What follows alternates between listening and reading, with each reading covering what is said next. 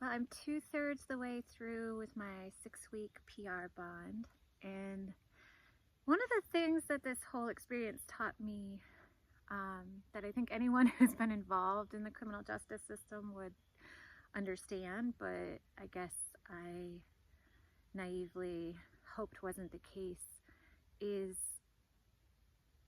there's like a formal sentence, or in my case, I served 7 months before ever having a probable cause hearing, much less a trial. But a lot of the people I was with had been sentenced and were serving time for that.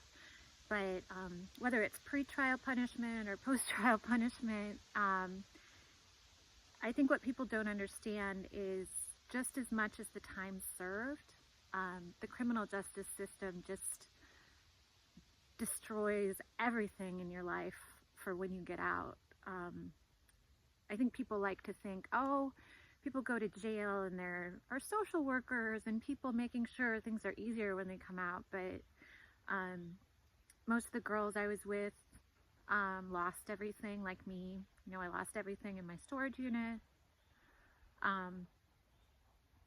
Lost my phone number, which you would not believe how much it fucks your life to lose your phone number. That's why I'm still not in my Instagram or my Facebook, which is not devastating, but it was a way that I got a lot of emotional support and sometimes financial support. I couldn't open a bank account until I bought a phone on eBay and came up with the money for a plan. I can't do my taxes because the tax software doesn't believe I'm me because I don't have the same cell phone number. It's just mind-boggling how many ways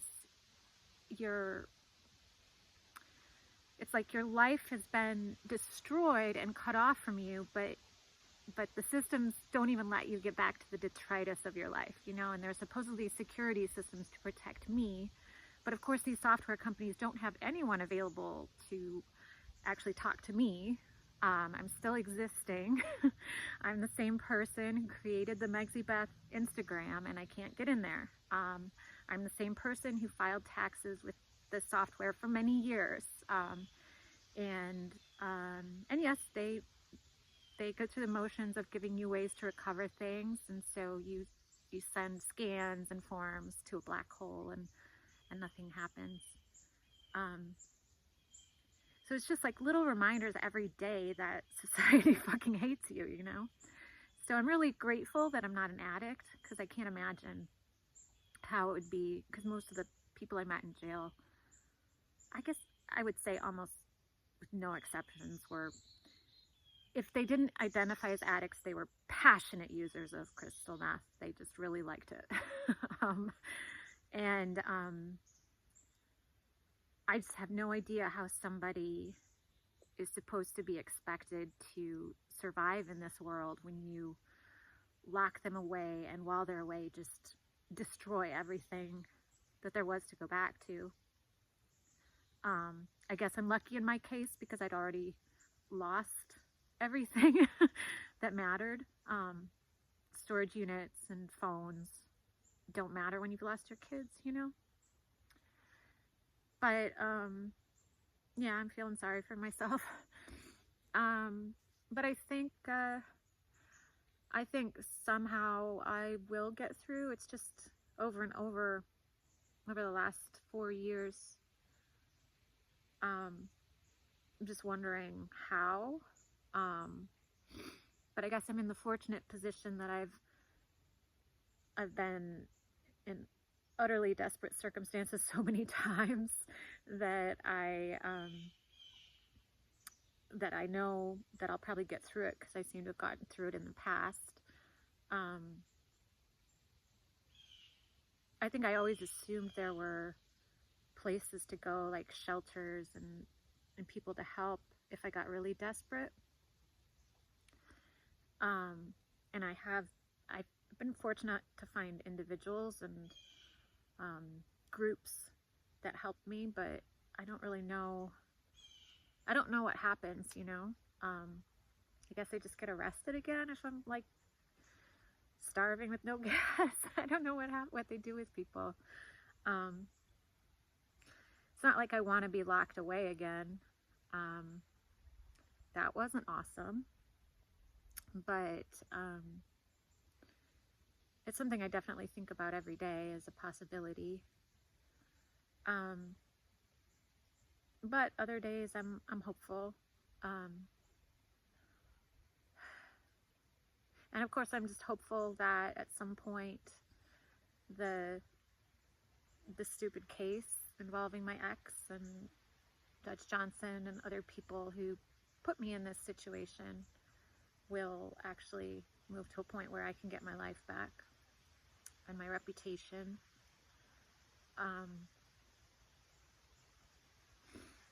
Yeah.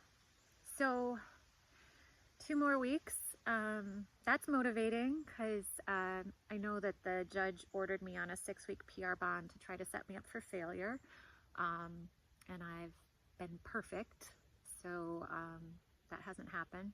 So I get a lot of satisfaction out of being petty. And if I know a judge wants me to, pass dirty on an alcohol test or a curfew, I do get some satisfaction in proving him wrong. So that'll keep me going. I do have prospects for employment when I'm off the PR bond. I don't know though. It appears that Illinois' unemployment services, they extend into the state where I am now, and so I'm hoping if I work, if it's not a regular job, if it's like kind of like a temp service, that I'm hoping that they won't catch up to garnish. I don't know. It's insane that that one shady, dirty, vile lawyer can get the name judge put in front of his name, and he can just write orders that mean that 50 states in this nation will fuck you for him. And it's astounding power. It's politically, it's like really complicated because I think corruption's real bad. I think corruption's always bad. So I want to support a party that always thinks it's bad. But I think, I was listening to NPR, the way I lean, and they were talking about a No Kings March, and, and they had a No Kings March in Chicago, and I'm like, why are you saying no kings when we're talking about one specific individual orange person?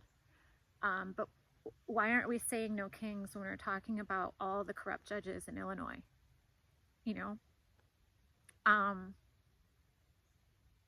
Why don't civil rights matter for people who are victims of them?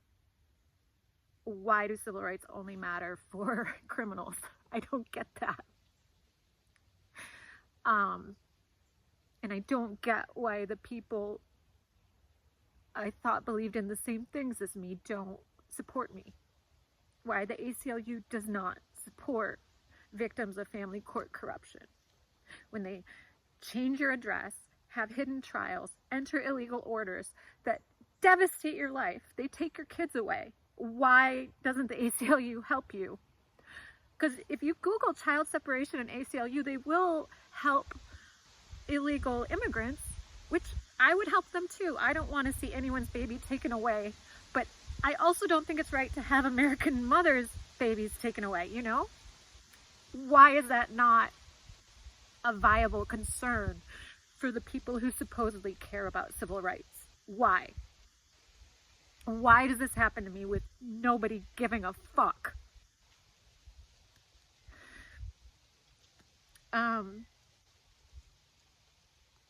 So I don't think I'm going to get a satisfactory answer to that. I don't know I don't know if I'm meant to have a satisfactory answer in this lifetime. I don't know. Um, I don't know what's going to happen. But I'm still a petty bitch, so I will stay alive, probably, and stay out of jail for another couple weeks. So I'm adding to my pity party. I'm hoping next week I'm going to put on a video with I can infringe the copyright of Chariots of Fire and be like, bum, bum, bum, bum, bum, and talk about all my triumphs. But I just want to whine because I'm feeling sorry for myself. But one of the other things about having my life turned upside down is I lost my bank accounts. They close them when you don't use them for a few months. And I didn't have savings to pay fees and things. I've been living on the razor edge of poverty since I was a vice president at a bank because of the garnishments and the legal abuse in Chicago, which, if you don't know what I'm talking about, it's like this whole channel. But it's almost 1 p.m. and I'm in bed. I decided I'm going to take a couple of Benadryl and just see if I can sleep until tomorrow, because I had 2 apples left and I ate them, and I'm hungry. I'm tired because I'm hungry. I've had a lot of experiences like this of just trying to wait out hunger. And I have money coming. I have money from my online endeavors, but because of the bank holiday and the weekend, I don't think it'll show up in my Cash App until tomorrow. And I have money in my Venmo, but I don't have my phone. And so I finally got that fixed and was able to order a Venmo card, but I'm waiting for that to arrive, so that might come tomorrow. And my stomach's growling. And I applied. I wasn't happy to do it because I'm a petty bitch, but I'm a proud bitch. So I applied for food stamps, and that's been fun because I drove to the town. I'm in the middle of nowhere, so I drove to the town 45 minutes away from me, where the social DHS office is, and I went for like a mandatory job training, and then halfway through they said, oh, you have to go to the other county, because I had requested to be, the county that I'm in is like, I'm across the county line by like a mile, so the office, the welfare office in the other county is closer. So they said, your case was transferred there. And but then there's a social worker who says that my case is still in the county 45 minutes away, and I don't have gas to drive there, and I have a suspended license, and I didn't have a phone at that point, so I couldn't make a phone interview. Just a lot of this to say that to get $200 a month in food benefits, it's a lot of risk and a lot of work, and I haven't been able to achieve that. I kind of don't want to at this point, but it would be helpful right now because 2 apples isn't enough.